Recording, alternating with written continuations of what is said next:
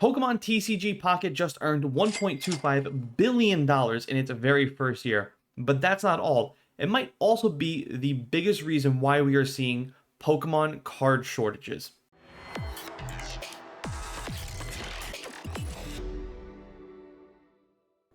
What is going on, everybody? Welcome back to TCG Madness, and in this video I want to talk about the success that is happening right now in Pokemon Pocket, like I mentioned at the beginning of this video, generating $1.25 billion. I want to talk about whether or not this correlation equals causation. I want to talk about whether or not this is the actual biggest factor of why we are seeing card shortages in Walmarts, in Targets, GameStops. Is this the reason why scalpers are going nuts? Is correlation equaling causation here? We're going to talk a little bit about that. And at the end of the video, I also want to talk about and play a little bit of a game and maybe do some speculations on what this actually means going forward for both Pokemon Pocket, also too what this means for the physical cards going forward, and whether or not this is a good or bad thing moving forward. But before we do all that, before we get into this video, if you guys can just do me the really big favor, please hit that like button. If you are new to this channel, consider hitting that subscribe button. Don't forget to also hit that notification bell so you guys never miss when I drop a video.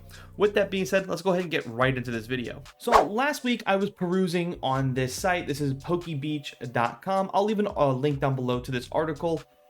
So I came across this article on pokebeach.com, and this caught my attention, and the headline is right there so you can see it for yourself. It says Pokemon TCG Pocket earned a record $1.25 billion in its first year, which sparked the current Pokemon TCG shortages. So just real quick, comment down below if you guys agree or disagree with that opening statement. Do you guys think that Pokemon Pocket is the biggest reason for why we are seeing card shortages? Because there is definitely an argument to be made, and I'm going to go ahead and go through each step by step.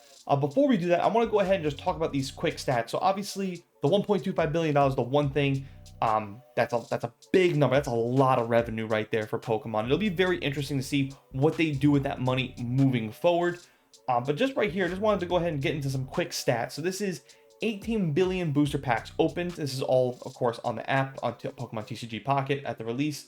111.7 billion cards collected, 96 million trades, 12 billion battles held, 490 million showcases created, 6 billion likes sent, and 150 million app downloads. The article also goes on to say that Pocket players collected 10 times more cards than the physical Pokemon TCG printed in its best year. It also says it's not a one-to-one ratio or comparison. And then it goes on to say the Pokemon TCG printed 11.9 billion cards from March 2022 to 2023. That was marking its best year. And 10.2 billion cards from March 2023 to 2024.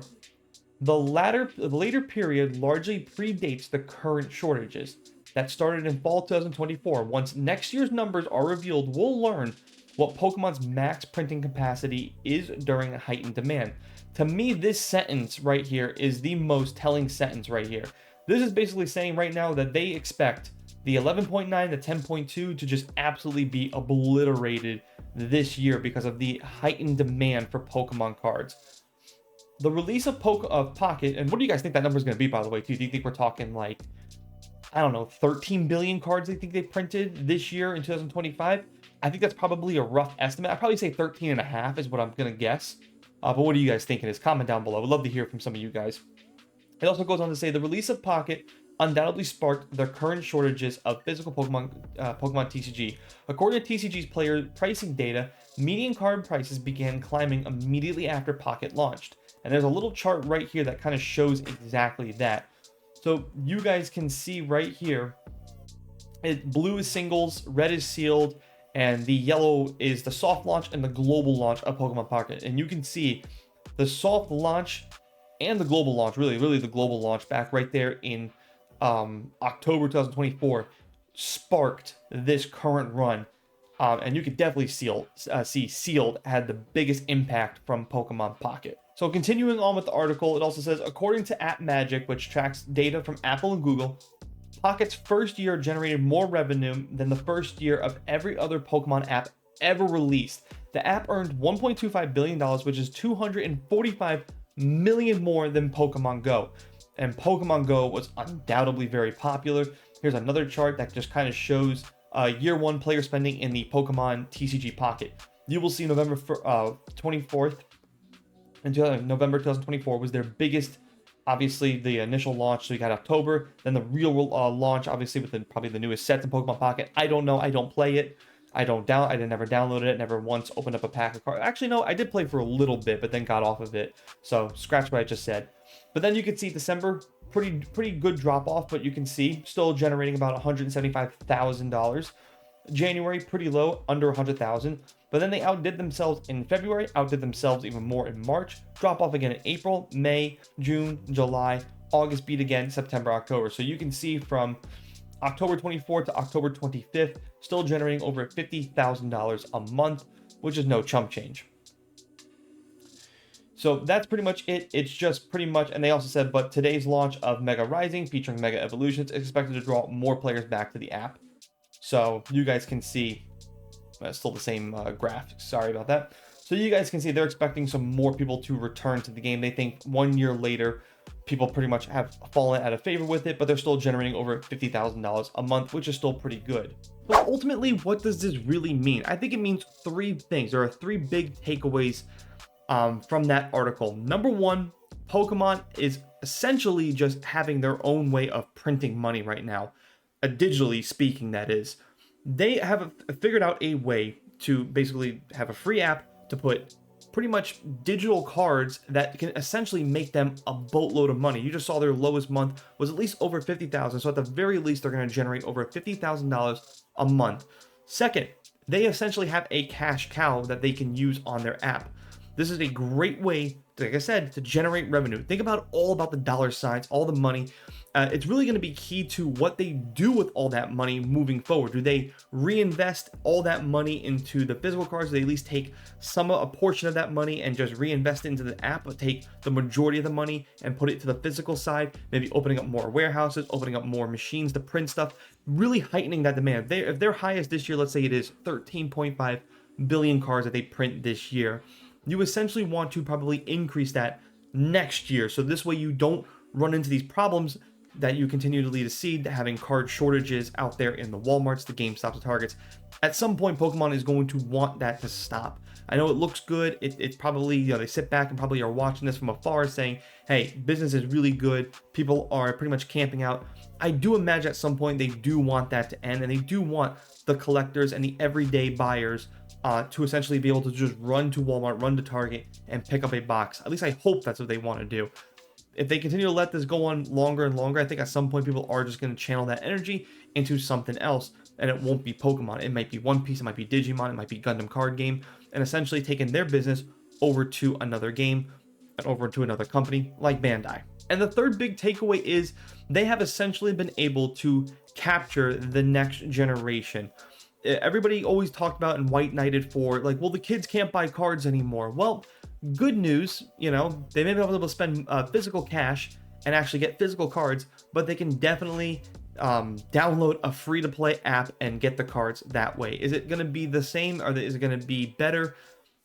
That's up to the imagination, really. I mean, personally, I don't think so. Personally, I'd much rather have physical cards than digital cards, which is why I played it for a couple of weeks and said, not for me, and never touched the app ever again.